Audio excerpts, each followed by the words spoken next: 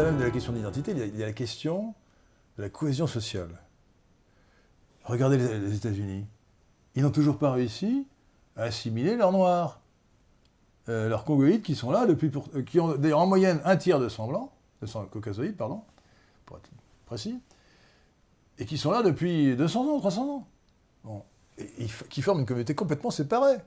Moi, je me rappelle, j'avais été à New York, je devrais dire à Nouvelle-York, et avec mon épouse, et nous faisons bêtement, comme n'importe quel voyageur d'agrément, faisons le tour de New York en car, et nous partons de l'hôtel, le chauffeur était caucasoïde.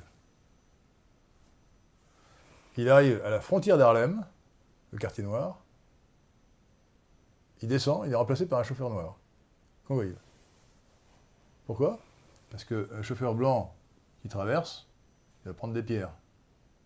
Et on nous a fait entrer dans une espèce de centre pour touristes qui est entouré de fils de fer barbelés avec des gens armés, alors que c'est après les réformes de Giuliani qui ont réduit la criminalité là-bas. Donc autrement dit, la séparation, la ségrégation entre les Noirs et les Blancs est absolument terrible dans ce pays. Bon. Or, ce dont vous parlez, mais oui, c'est que la conscience de race a un côté positif, fraternité raciale. Mais malheureusement, ça peut aboutir à la haine raciale, extrêmement violente.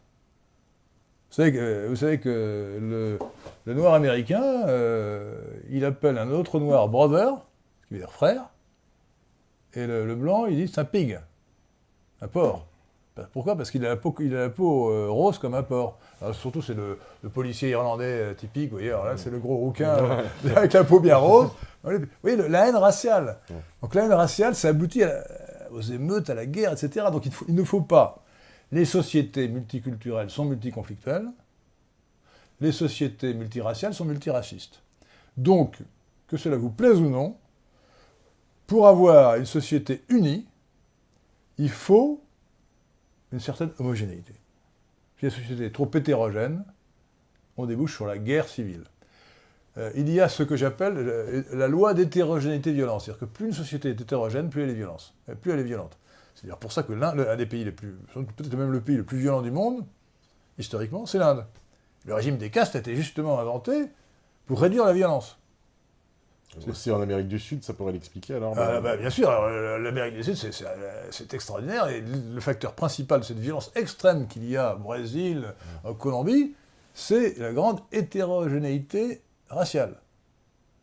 Paradoxalement, c'est justement les Blancs qui ont voulu cette hétérogénéité raciale, de base, non? Ils l'ont voulu.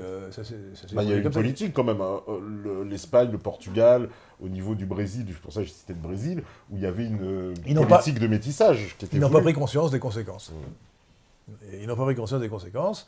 Ils voulaient de la main-d'œuvre, donc ils ont fait venir des esclaves noirs. Et puis voilà, et bien ensuite ils ont été émancipés, ils se sont mélangés avec eux, mais ça crée, ça crée des situations très mauvaises pour un pays. Comme le régime des castes en Inde, qui a fait ses preuves pendant 2000 ans, n'est peut-être pas transposable en Occident, et je ne le souhaite pas.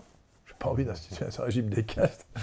Donc je pense que la solution n'est pas le régime des castes, mais la réémigration.